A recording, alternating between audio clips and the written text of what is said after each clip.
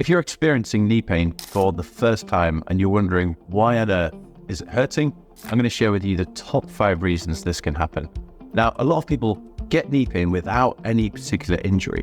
A lot of people think that in order to have pain, we need to have some kind of trauma or some sort of accident. But actually, 80% of the people we see in my physio practice haven't had an injury. I may go through the top 5 reasons why knee pain can build up, seemingly out of nowhere. My name is Ed. I run a physio practice in Southwest London, specializing in treating knee pain. So let's get started. So like I said, one day you can be out of pain, and then the next day your knee can just start to gradually hurt. And then over time, it can start to get worse and worse to a point where you have to stop exercising, you have to stop being active, or you have to reduce how much you train. And it can start to affect things like climbing stairs, sitting for long periods, and even things like squatting and bending down and walking for long periods as well. And there's a few really key reasons. So let's get started with the first one. The first one is what we call a training error. Now, a training error is where you've done too much too soon, basically. So let's take an activity like running. Lots of runners are very passionate about running, and particularly at the start when you're getting a lot of progress and you're feeling quite good about this new habit that you've started. But often your body takes a lot longer to catch up and adapt to the stress you put through your knee when you run. So if you're accelerating and increasing your running mileage every week by lots and lots and lots, sometimes the knee and the body don't have time to catch up, so it can start to cause discomfort and pain. And let's say, to a point where it's starting to cause a major injury, we might see swelling, joint stiffness, limping, more severe pain. And it's basically a sign that your knee has done more than it can tolerate. So sometimes we say pain is the policeman of the body, and it's signaling that you've done far too much and you need to kind of back off, basically.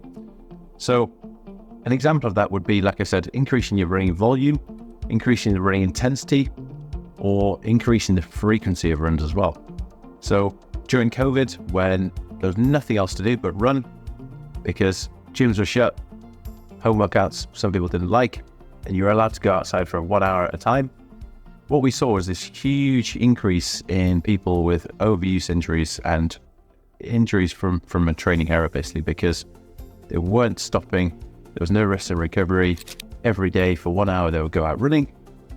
And that's just far too much for the knee for a lot of people. And I was tracking Google searches for knee pain during lockdown, and they doubled when that has never happened before since Google was first started. The second reason why knee pain can start without any particular trauma or injury can be due to another injury, like a previous injury.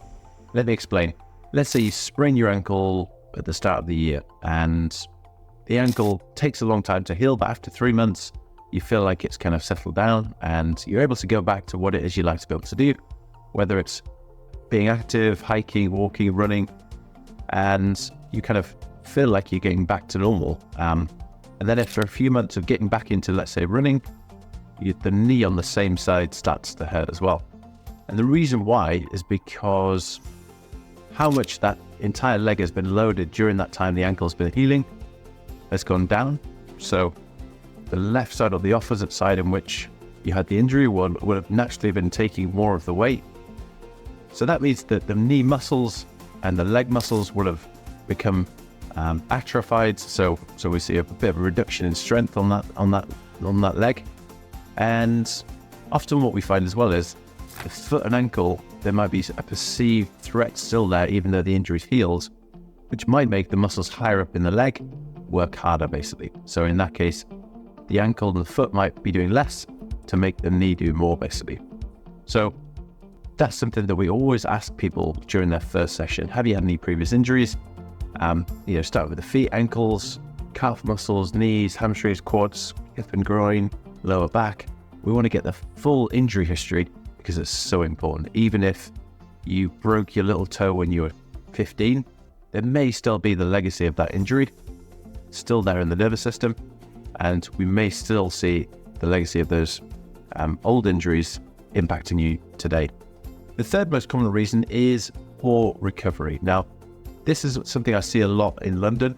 where people's social lives are very, very active. They're normally working very, very hard, and have jobs which require them to work many, many hours. But they also are very competitive with their training, and they, set themselves these kind of really lofty goals. So, they're kind of burning the candle at both ends. And often their training schedule can actually look quite good. So, they've got a fairly sensible training schedule, which is, gradually increasing mileage and intensity. But on the other end of it, they're not recovering. They're maybe going out all weekends, having lots of late nights, working until really, really late. They have lots of stress. And all of those things means that the batteries don't get recharged. And that time when you might be sleeping or resting, recovering, and the tissue that may have become sensitized when you're running, for example, some of the tissues in your knee, don't recover and don't settle down in the time we need. So when you go back after you run, there's still some irritation there. And over time, that can lead to an injury happening, basically. Or let's say that can lead to a pain in the knee. Patellofemoral pain is a really common good example of that, where over time the pain can just get progressively worse, and it's just due to this snowball effect of lack of recovery, basically. So a lot of the time with those types of people, they may actually be biomechanically sound. They may be nurses, have good leg strength. They may have a good training schedule, but it's actually the rest of recovery we need to focus on. So as physios, we probably would always do a bit of rehab anyway, but the big focus for those people might be, how are we going to get more recovery if we can, because you can't work less and you like going out? We're going to have to change your training schedule. A good example of that was a lady who I worked with who was a night worker, and she'd not got better after seeing a physio somewhere else for about 3 or 4 months. Looked at what the physio was doing, it was all correct. But because she was a night worker, she was doing kind of different hours, she was on some occasions sleeping very little, that meant her recovery was fairly poor. So the return to running schedule that had been set was too aggressive, and all we did was definitely a bit of rehab, and there was a few extra things we needed to do.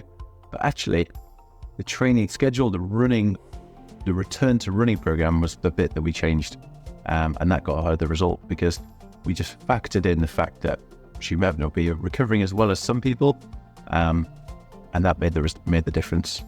The fourth reason why knee pain can come out of nowhere is a radical change in footwear. Footwear is often blamed for injuries related to running particularly. Now, my theory is that the advertising budgets of Nike and all the shoe companies are so big, they've now indoctrinated everyone to thinking that if there's a problem, that it's always to do with the footwear, and we need to go out and buy a new pair of shoes. When we look at the research as physiotherapists, we realize that that's just not the case, and it's just a really good marketing strategy. Actually, the biggest problem with footwear when it comes to runners is massive changes in footwear and the style. For example, someone going from a minimalist shoe to a really supportive shoe, or the other way around more commonly. So books like Born to Run, which advocate minimalist shoes or barefoot running, popularize people deciding to wear shoes like that when they run. But often they can go from this really supportive footwear to something like a minimalist shoe, and that huge change in how much the calf might be working and various other muscles in the foot and ankle, like the plantar fascia, often leads to injury and pain, and similarly for the knee as well. When we're changing footwear, we need to do it really gradually, almost like you're starting to run again, and it should take 3 months to do that, basically. So that's the biggest problem with footwear when it comes to it causing problems, not the type of shoe or the brand of shoe, like all the footwear companies would have you believe. And the fifth reason why knee pain can come out of nowhere is some kind of random activity that you've done. For example, you go to a friend's birthday party and there's a bouncy castle and you have a go, and it may be 2 or 3 days later you realize your knee really, really hurts and you kind of forgotten about the bouncy castle. But actually that would have been the reason, and the stress put through the knee in that particular way, which you're not normally used to, will have been the culprit. Another example would be decorating. So often people can kind of not be decorators, spend the whole weekend painting, kneeling, getting into small hole to do, various different things. And then 2 or 3 days later, their knee swells up or gets really angry and they don't really know why. But actually it's just because their knee has been exposed to a certain amount of stress that it never normally does. And it's reacted. And often they're the kind of injuries that do settle down quite fast. But often people forget how they've actually hurt themselves and forget about the decorating and things like that. So they're the 5 key reasons why knee pain can come out of nowhere. If you want to learn more about mistakes to avoid when treating knee pain, click on my latest video and leave any questions you have in the comments box below. Thanks for watching.